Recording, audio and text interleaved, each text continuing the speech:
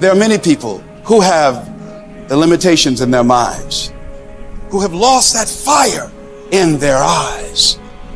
Most people, ladies and gentlemen, go to their graves living a life far below their potential.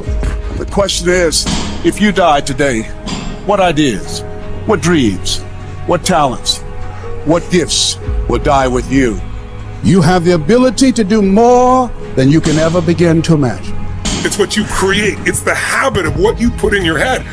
See, someone can tell you your whole life you're a piece of crap, and part of you goes, you're full of it, I'm gonna show you. Lots of people have done that. They never bought it. Or someone tell you you're beautiful your whole life, you go, I'm not really beautiful.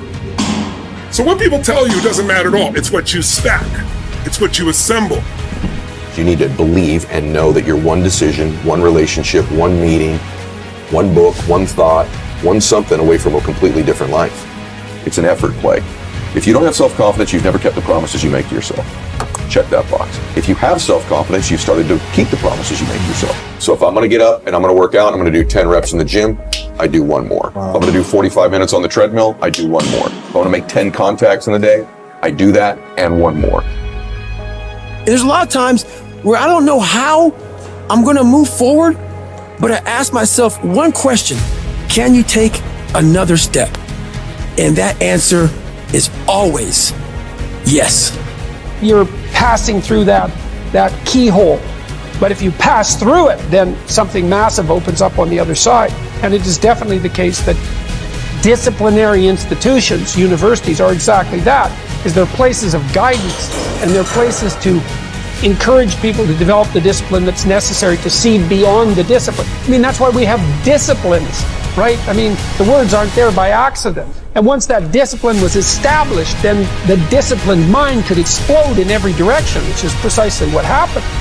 And that's the thing about growing up, is that when you're a teenager and a young adult, you have to sacrifice everything you could have been as a child to be the one thing that you're aiming at.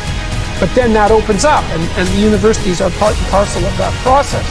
Change is automatic, but progress is not. Start today, right now. What do I really want in depth? What are the rituals that will get me there? And then get yourself to start a few of those actions and lock them in place.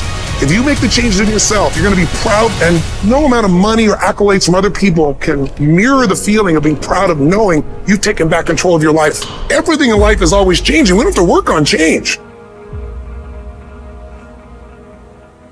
The major key to the good life. Every day in 1,000 different ways, we are trying to improve ourselves by learning how to do things. We spend a lifetime gathering knowledge in classrooms, in textbooks, in experiences. Now, if knowledge is power, if knowledge is the forerunner to success, then why do we fall short of our objectives? Why, in spite of all our knowledge and in spite of our collective experiences, do we find ourselves aimlessly wandering, settling for a life of existence rather than a life of substance? There may be many answers to this question,